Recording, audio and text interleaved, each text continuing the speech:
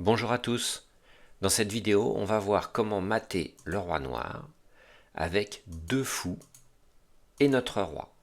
Alors pour réussir à mater ce roi, il va falloir impérativement utiliser les deux fous et le roi en même temps. L'idée principale, c'est on va essayer de mettre le roi noir sur la dernière rangée par exemple, ou sur un des autres bords, ça marche aussi. Et puis on va le faire avancer petit à petit jusqu'à un coin, et on finira par lui faire échec et mat avec le fou de la couleur du coin. Alors c'est pas sûr qu'on va réussir à emmener le roi ici, peut-être on va réussir à l'emmener ici ou ici, ça dépend un petit peu de comment va jouer le roi. Alors, pour bien comprendre comment ça marche avec deux fous et un roi, on va regarder un petit peu. Ce fou-là contrôle toute cette case, ce fou-là contrôle toutes ces cases, donc la paire de fous nous permet dans cette situation-là de faire une barrière complètement étanche. Le roi ne peut pas franchir cette barrière, puisqu'il ne peut pas aller ni sur la case blanche, ni sur la case noire qui est à côté de lui à cause du fou. De l'autre côté, c'est exactement pareil, les deux fous contrôlent ces deux diagonales, ce qui empêche au roi de franchir, ce qui fait une barrière au roi. Alors comment on va procéder ? On va commencer par réduire l'espace du roi d'une manière ou d'une autre. Donc là, par exemple, on joue un coup de roi. Donc évidemment, le roi noir, il essaye de ne pas voir son espace se réduire, mais on va lui forcer la main en jouant le fou ici. Pourquoi ça lui force la main? Parce que maintenant, on a ces deux barrières-là qui sont arrivées. Donc là, on voit bien que l'espace du roi noir s'est réduit. Donc il joue.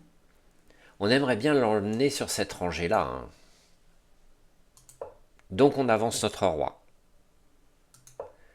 Il essaye au maximum de ne pas aller sur la dernière rangée, mais avec notre fou, on va encore lui réduire son espace. Là, on voit bien que l'espace du roi noir est de plus en plus réduit, mais il lui reste 7 cases.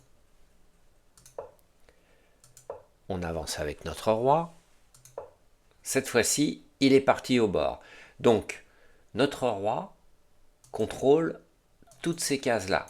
Donc ce roi-là, il est comme dans un tunnel. Il faudrait l'empêcher de venir ici. Pour l'empêcher de venir ici, rien de plus simple, on pourrait utiliser notre fou. Mais dans ce cas-là, il pourrait venir ici. Donc on va commencer par lui bloquer cette case et après on lui bloquera cette case. Voilà, le fou noir bloque cette case. Il peut venir ici, mais on attendra un petit peu et avec un coup de fou blanc, on pourra lui bloquer cette case. On attend un peu. Là, on vient de perdre un temps. C'est quoi perdre un temps? C'est jouer un coup qui change pas grand-chose à la position. Le roi noir est bloqué par ces deux fous. Il ne peut pas venir ici à cause du roi. Il va être obligé de rentrer dans le tunnel. Il rentre dans le tunnel. On ferme la porte du tunnel avec le fou blanc. Il avance dans le tunnel. On ferme la porte du tunnel avec le fou noir. Il avance dans le tunnel. Alors attention, le tunnel il se termine. Là, il y a une petite case de sortie. Donc on joue un coup de roi pour réinstaller un nouveau tunnel. Donc il peut toujours essayer de s'échapper, mais nos fous sont là et veillent au grain. Il essaye de s'échapper. On ferme la porte en faisant échec. Il rentre dans le tunnel. On refait échec. Il va au bord, il n'a pas le choix cette fois-ci. Si on regarde bien, le tunnel, c'est ça. Le fou noir et le fou blanc bloquent tout. C'est à nous de jouer. On fait échec et mat. Et voilà, le roi noir a perdu. On va regarder une deuxième position. Cette fois-ci, le roi va aller vers la première rangée. Donc on bloque un petit peu son espace. Il profite du mauvais placement de notre roi pour essayer de franchir cette barrière, qui normalement est infranchissable. Mais notre roi la coupe. C'est pas très grave.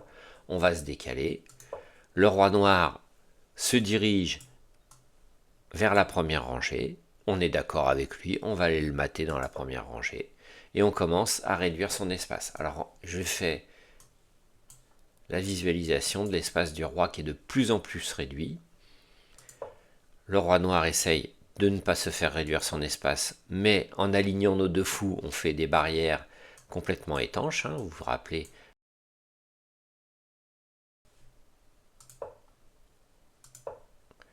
Là encore, on réduit l'espace du roi. Et là, on avance avec notre propre roi. Il n'a plus beaucoup de cases, ce roi. Il se dandine, mais il y a un moment ou un autre, il pourra plus se dandiner parce que on joue un coup de roi, on lui interdit l'accès à cette case, il est obligé d'aller au bord. Et là se pose une question, quel coup on pourrait jouer? On a envie de jouer soit roi ici, soit roi ici. Mais un des deux coups est une grave erreur. Parce que si on regarde les cases disponibles pour le roi, si on joue notre monarque ici, notre monarque contrôlera ces deux cases-là, et donc le roi noir n'aura plus aucune case pour jouer. Il sera patte. On a déjà vu le patte dans la finale dame-roi contre roi. Et bien là, c'est la même chose, il faut être très vigilant pour ne pas faire patte. Donc il ne faut surtout pas jouer ici avec notre roi. Donc on joue ici, ce qui laisse cette case de disponible pour le roi. Et là, on repère le tunnel. C'est notre roi qui fait ce tunnel. Et donc, on va bloquer la case de sortie qui est ici, sachant que notre fou blanc bloque déjà cette case de sortie. Donc, on va jouer le fou ici pour interdire au roi de partir par là. Donc, il va être obligé de rentrer dans le tunnel. Donc, je redessine le tunnel. On va bloquer la case de sortie, comment? Avec notre fou blanc. On bloque la case de sortie. Il avance dans le tunnel. Alors attention, le tunnel il est là.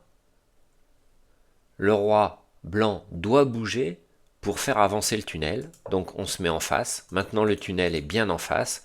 Le roi noir va avoir envie d'aller ici. C'est ce qu'il fait. Mais nous on peut faire échec.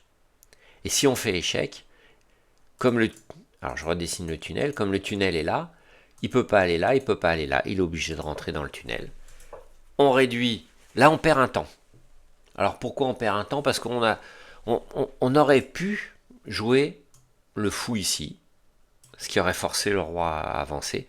Mais il y a une autre technique, c'est de toujours garder les fous alignés comme ça et de les faire avancer l'un après l'autre jusqu'au moment où le roi va se dandiner sur les deux dernières cases.